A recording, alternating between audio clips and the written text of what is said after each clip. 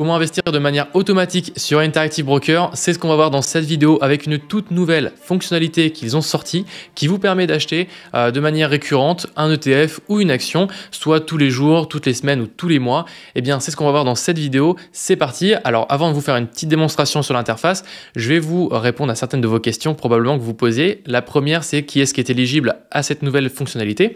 Donc, c'est tous les clients d'Interactive Broker, donc tous ceux qui ont activé l'autorisation de trading des fractions d'action. Si vous ne savez pas ce qu'est une autorisation de trading ou si vous n'avez pas activé les fractions d'action, pas d'inquiétude, j'ai fait une vidéo sur ce sujet que je vous mettrai en description ou dans la fiche de cette vidéo. Ensuite, avec cette fonctionnalité, vous allez pouvoir acheter des actions et des ETF qui sont aux États-Unis, qui sont américains ou européens. Donc en soi, ça correspond à grosso modo tout ce que vous pourriez avoir envie d'acheter, j'imagine. Ensuite, comment fonctionnent les prix des actions quand vous allez acheter vos actions en fait avec ce programme-là. Si par exemple vous faites un plan récurrent pour acheter l'action Apple une fois par mois, par exemple, eh bien cet ordre d'achat en fait va être regroupé avec toutes les autres personnes qui veulent acheter aussi Apple une fois par mois, et donc ça va passer donc grosso modo un seul ordre ensemble, et ça va se passer bien à l'ouverture du marché. Donc quand le marché va ouvrir, hop, ça va s'exécuter, et donc il y aura un gros ordre qui va s'exécuter. À quelle commission? Bien ça va être au niveau de la commission de votre compte à vous. Donc si vous êtes sur la commission standard, donc vous allez probablement avoir le plan fixe, donc qui fait que vous allez payer $1 par ordre, et donc ça c'est un frais fixe. Sinon vous pouvez utiliser le plan dégressif qui est à 0,35 centimes par ordre. Donc ça peut varier, mais en tout cas, moi en tout cas à titre personnel, ça a toujours été 0,35 centimes. Si vous ne savez pas comment passer du plan fixe au plan dégressif, j'ai également fait une vidéo à ce sujet que je vous mettrai en description. Donc maintenant on a fini de parler un petit peu de théorie, on va rentrer dans le concret, je vais vous montrer sur l'interface.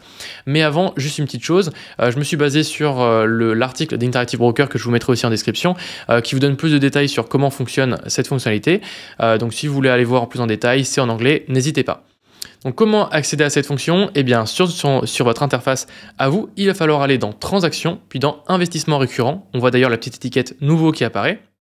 On clique dessus et là on va pouvoir donc créer notre investissement récurrent. Alors là il me dit actuellement j'ai aucun investissement récurrent qui a été créé.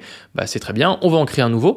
Donc ici je vais venir cliquer sur Create Recurring Investment, et on peut voir qu'actuellement je ne peux acheter que le type stock. Donc rassurez-vous, les stocks englobent les actions et aussi les ETF, et on va pouvoir rechercher notre action donc par deux types de recherche, par trois types pardon, soit par symbole, par ISIN ou par USIP.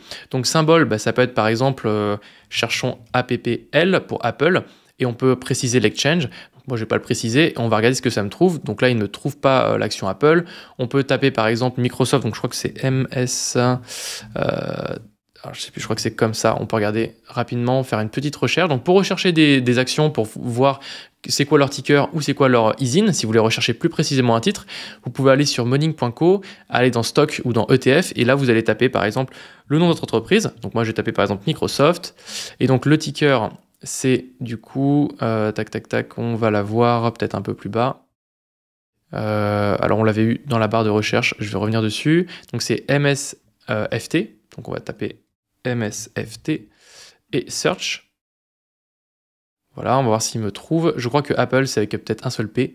Donc il me trouve bien l'action Microsoft Corp, et donc moi je vais la prendre sur la place du Nasdaq, donc qui est bien en dollars avec un certain ISIN. Alors on peut bien vérifier que l'ISIN c'est celui en question, donc là ça finit bien par 45.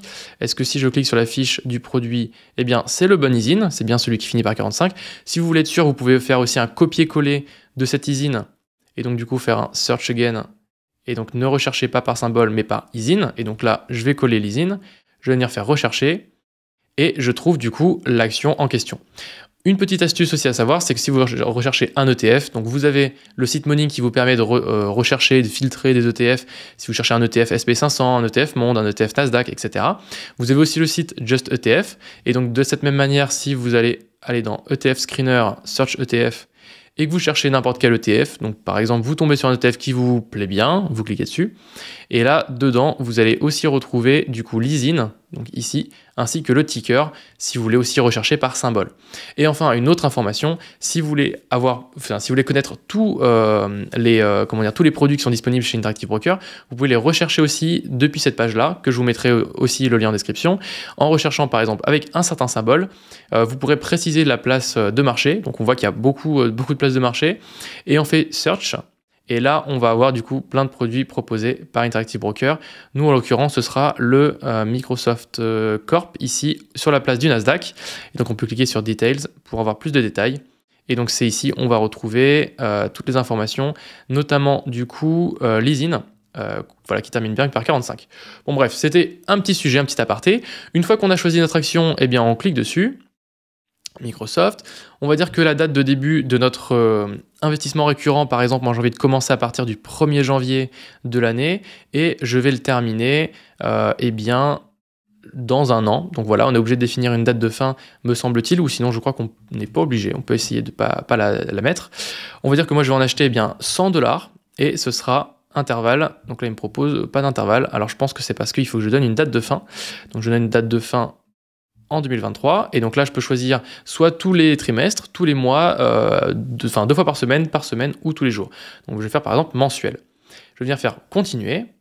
Là, il me précise bien comment ça fonctionne, donc vous pouvez jeter un petit coup d'œil si vous voulez avoir plus d'informations, et vous cliquez sur Save Investment. Et là, c'est bon, on a créé notre investissement récurrent. C'est parfait, on peut cliquer sur terminer. Et on a bien notre investissement récurrent qui a été créé. On peut ensuite le supprimer, voir l'historique, donc qu'est-ce qui a été acheté avec, ou le modifier. Et également, une autre petite chose à savoir, c'est que comme vous avez maintenant accès à cette nouvelle fonctionnalité, vous allez pouvoir rechercher n'importe quelle action. Donc on va prendre n'importe laquelle, par exemple ENB. Et on peut voir que quand je vais sur la fiche du produit, en dessous du bouton acheter, j'ai un bouton créer une récurrence. Et en fait, c'est directement l'implémentation de cette fonctionnalité.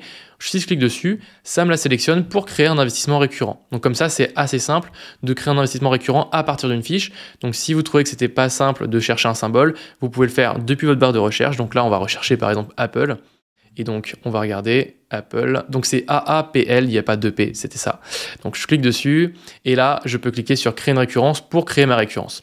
Voilà comment ça fonctionne pour acheter de manière récurrente sur Interactive Broker avec cette nouvelle petite fonctionnalité. J'espère que cette vidéo vous aura plu. N'hésitez pas à me dire en commentaire si vous avez des questions ou si vous avez d'autres remarques. Si vous voulez me soutenir, vous avez le premier lien en description. Vous avez juste à cliquer dessus pour soutenir la chaîne. Et on se retrouve dans une prochaine vidéo, tutoriel ou autre sur Interactive Broker. Je vous dis à très bientôt. C'était Axel. Ciao tout le monde.